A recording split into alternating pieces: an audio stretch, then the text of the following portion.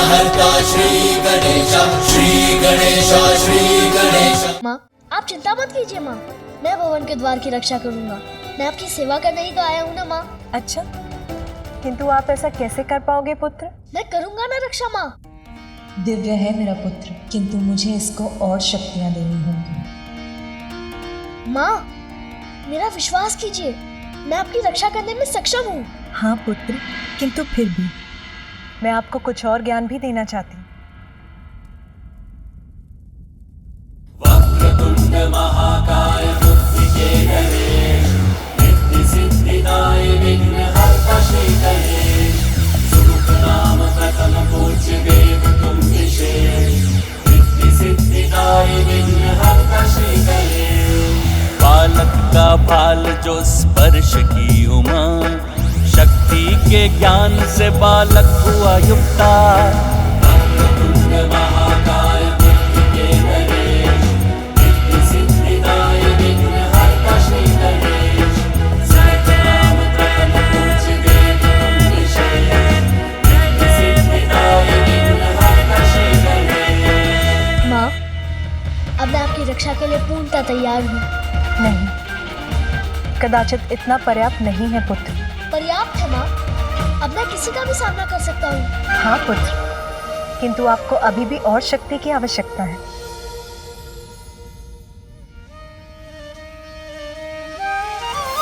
अद्भुत बालक परमा प्रेम लुटाती, प्रथम देवता जग में उसे बनाती। हाँ प्रथम देवता जग में उसे बनाती। जय प्रथम देवा श्री गणेश, जय विघ्न हरता श्री गणेश। जय प्रथम देवा श्री गणेश, जय विघ्न हरता श्री गणेश। जय गणेश, जय गणेश, जय गणेश देवा।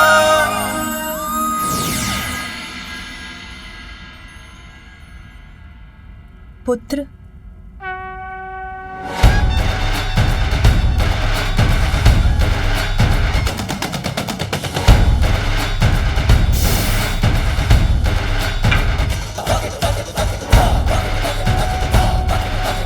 धन्यवाद माँ।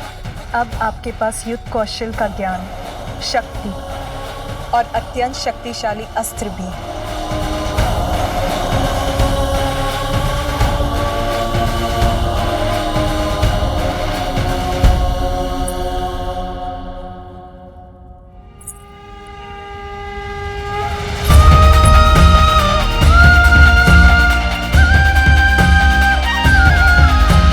पुत्र, मैं स्नान करने जा रही हूँ। स्मरण रहे, किसी को भी भीतर मत आने देना। मैं वचन देता हूँ माँ, किसी को भी भीतर आने नहीं दूंगा।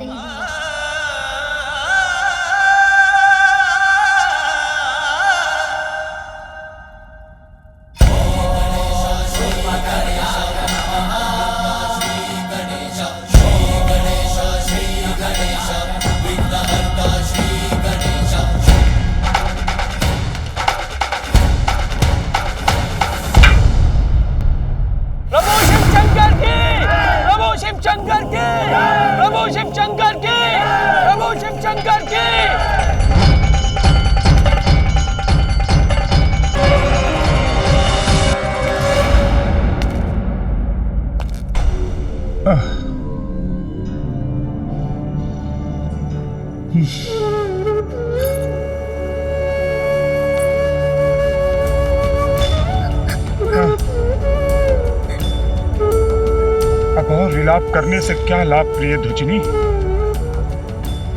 जो मैंने किया उसका दंड मुझे मिला। मत रो, शांत हो जाओ। मैं आपके लिए नहीं, पार्वती नंदन का विचार कर रो रही हूँ। मैंने कहा था आपको वहां मत जाइएगा, किंतु आपने मेरी एक ना सुनी।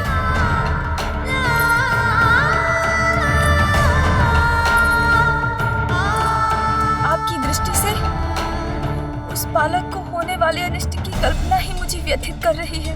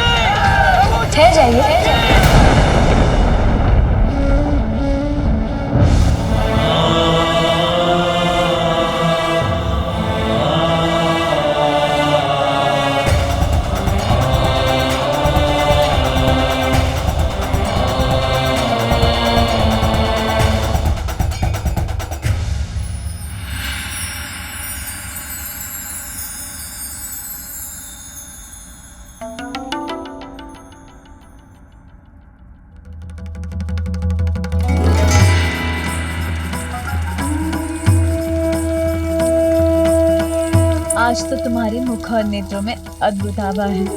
कौन से विचार घुमड़ रहे तुम्हारे मन में? विचार घुमड़ नहीं रहे, शांत हो रहे हैं। आज मैं अत्यंत प्रसन्न और संतुष्ट हूँ। ठहर जाइए, कदाचित आपने ध्यान से नहीं सुना। किसी को भी भीतर जाने की अनुमति नहीं है। यहाँ तक आए हैं, ये तो बताइए है कौन आप?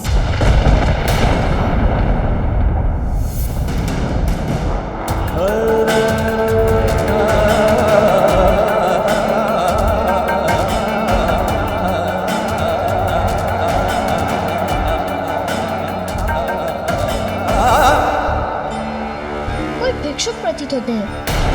भिक्षा तो बाद में ही मिलेगी, माता के स्नान के उपरांत। तब आइए, अभी जाइए।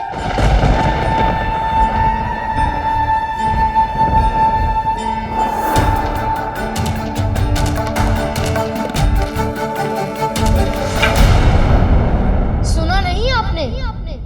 जाइए अभी।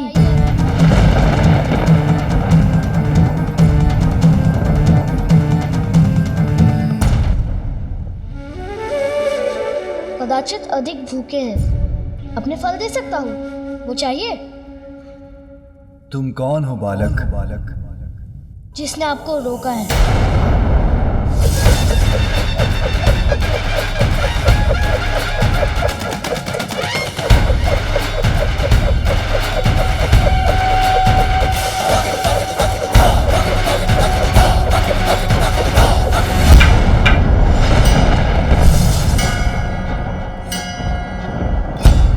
रक्षक हूँ यहाँ का, रक्षक हूँ यहाँ का, रक्षक हूँ यहाँ का, रक्षक हूँ यहाँ का।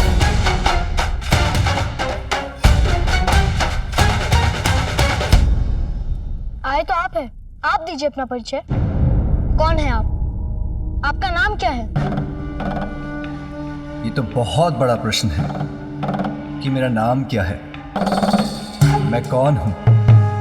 तुम मुझे किसी भी नाम से पुकार सकते हो बालक। संसार के सभी नाम मेरे ही हैं।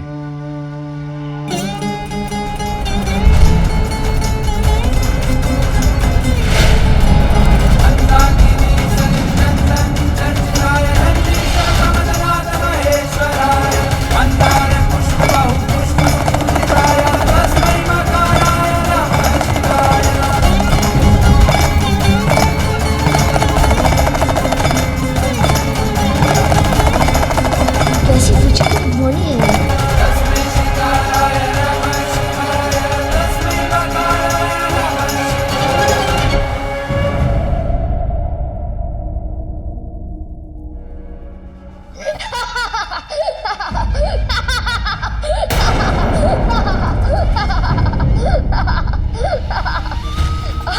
अर्थात आप मेरे जैसे ही हैं। अब तक मेरी माँ ने भी मुझे कोई नाम नहीं दिया है।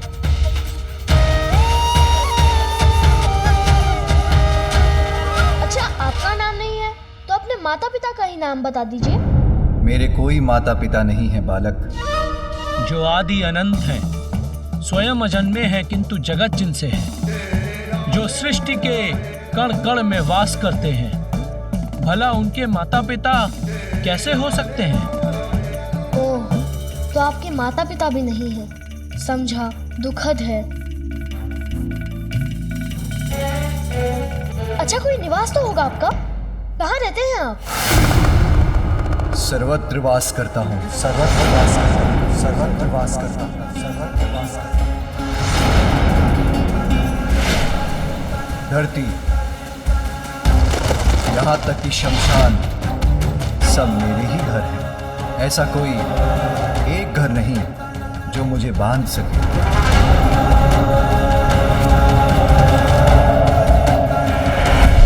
यही समझ मैं सर्वत्र हूँ और कहीं भी नहीं।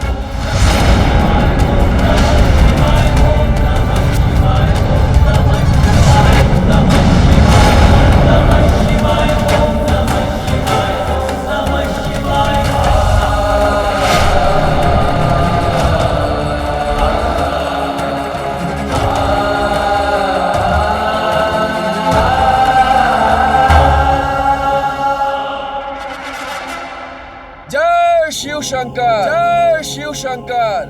बालक समझकर मुझे अपनी गोल गोल बातों में भ्रमित करने का प्रयास कर रहे हैं। सीधे सीधे कहिए ना कि आपका कोई घर नहीं, अर्थात भिक्षुक भी नहीं। आप तो कोई भैरूपिया ही लगते हैं। बस बहुत हुआ बालक। जो संसार को सब कुछ देते हैं उन्हीं को कभी तुम भिक्षुक, कभी बहरूपिया बुला रहे हो। ये देते हैं संसार को। बालक अवश्य हूँ, किंतु मूर्ख नहीं कि जो आपने कहा वो मैं मान लूं। वस्त्र के स्थान पर पशु चर्म से अपना तन ढकते हैं। रहने के लिए कोई घर नहीं। नाम पूछो तो कहते हैं सभी नाम मेरे हैं। अब ऐसी बात करने वाले को भैरूपिया नहीं तो और क्या कहूँ, और क्या कहूँ, और क्या कहूँ।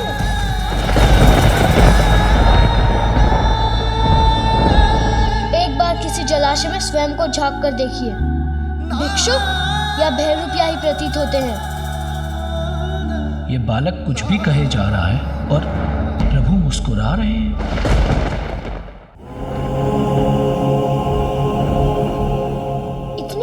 जटाएं हैं आपकी, कभी केश नहीं सवारे क्या? बालक, प्रभु की जटाओं का अर्थ भी जानते हो? मेरे प्रभु। सखी, कुछ तो कहिए, किसके विचारों में डूबी हैं आप? मैं उनके विचारों में मग्न हूँ जिनका शीश घनी जटाओं से सुशोभित है।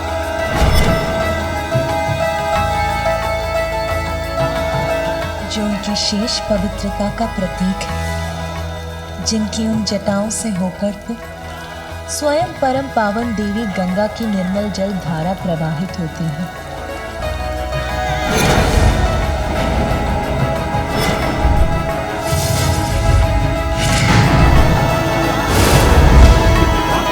आपका तो सभी कुछ विचित्र है।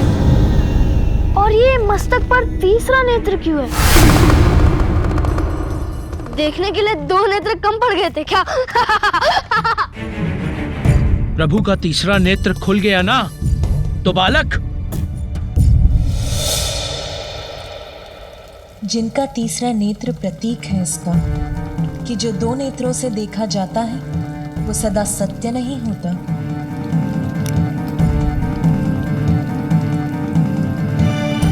जीवन के परम सत्य को ज्ञात करने के लिए तो अंतरात्मा की सूक्ष्म दृष्टि की आवश्यकता होती है। वही सूक्ष्म दृष्टि तो प्रदान करता है तीसरा नेत्र।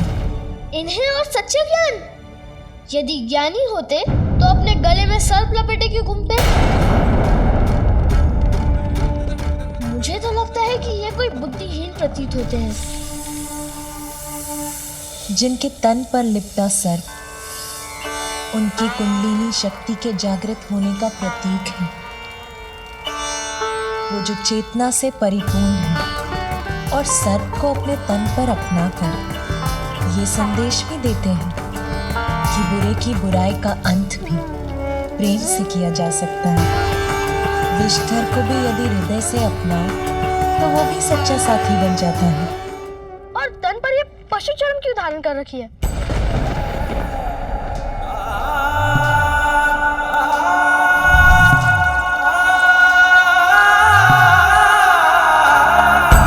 मृत पशु के चर्म को अपने देह पर धारण कर वस्त्र बनाने वाले वो ये संदेश देते हैं कि व्यर्थ में प्रकृति नष्ट ना हो, प्रकृति का सम्मान हो, उससे जुड़ाव रहे। मृत शत्रु के चर्म को धारण करना तो उसका भी सम्मान है। प्रत्येक जीव को संभाव से देखते हैं।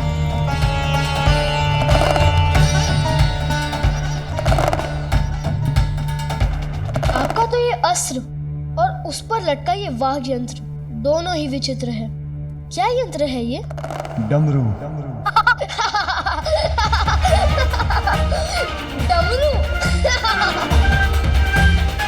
आपके तो इस यंत्र का नाम भी विचित्र है, डमरू।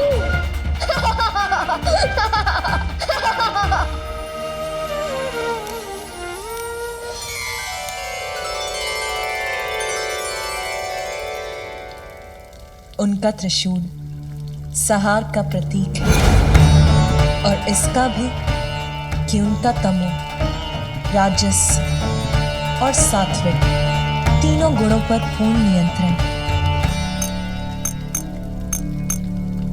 उनके डमरू का आकार तो अनंत का ही स्वरूप है, जिनके नाद से ब्रह्मांड का, ब्रह्म अक्षर का, स्वर का व्यंजन और समस्त संसार का जन्म हुआ है।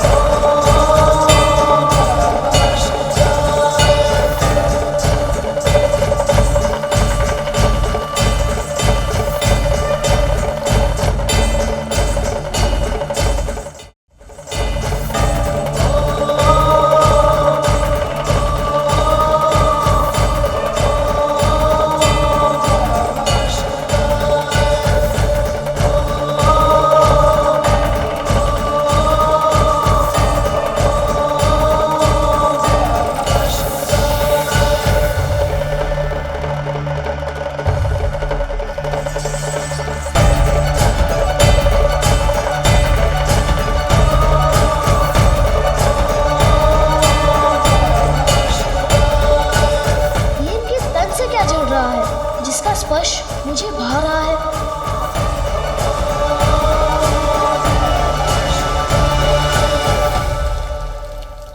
उनके तन पर भस्म का भी गूढ़ रहस्य है। भस्म तो वो है जो अनश्वर है, वो विभूति है जो हमें बोध कराती है कि जो जन्मा है उसे एक दिन भस्म भी होना है, और भस्म होने के साथ नश्वरता का भी अंत होता है। इसीलिए भस्म ही वास्तविक ऐश्वर्य की प्रतीक है।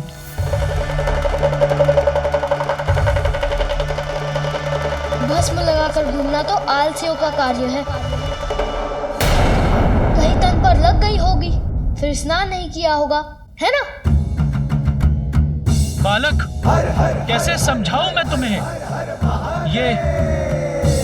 ये मेरे प्रभु के तन की पवित्र अनश्वर भस्म है।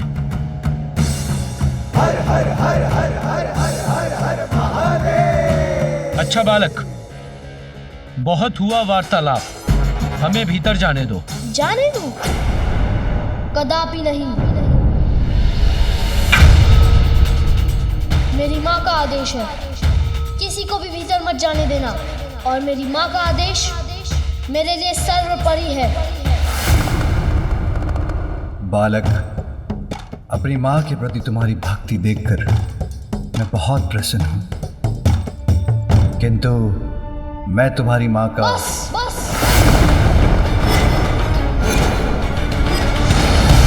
बस भिक्षुक, बस।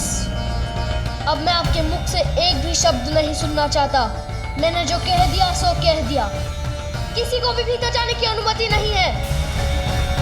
बालक, तुम हमें नहीं जाने दोगे तो हम बलपूर्वक जाएंगे।